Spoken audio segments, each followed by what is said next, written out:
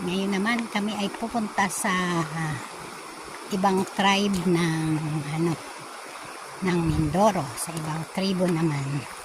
So araw-araw ibang tribo ang pinupuntahan namin para dalhan ng mga pagkain, ng mga tulong, damit, o kagaya ng isang araw kami ay nagpakain sa mga tao. Dito po ay nahanap namin sila kasi sobrang tahimik. Ganun po sila pag may nakita sila malayo pa, naman nila na may mga taong darating na hindi kanilang tribo, ay tahimik lang po sila kung saan sila nandoon. Hindi ko sila nagpapakita agad, kaya nahanap namin sila. Praise God.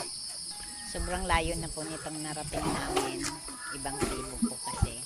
Tapos tahimik lang po sila, maririnig mo lang po mga kuliglig. Pero may mga tao akong naririnig, kaya lang hindi pa namin sila nakikita. Asan na sila? Meron nandyan. Ayan po, medyo medyo takot sila sa tao. Kaya nahanap namin. At last, nakita ko din. Ayun. Asan na sila? Ayan, nakita ko rin sila.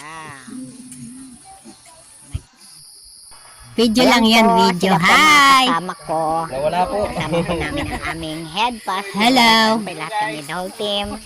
Hi, Picture muna bago kami umuwi sa aming tinutuluyan.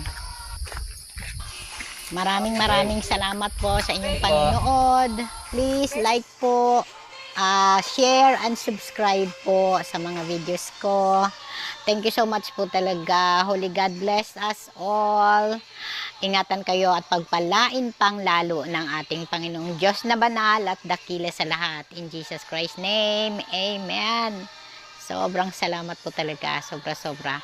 Sobrang nakaka-bless po ang mga ginagawa namin doon at ang lahat ng ginawa namin sa misyon. Sobra. Thank you, God.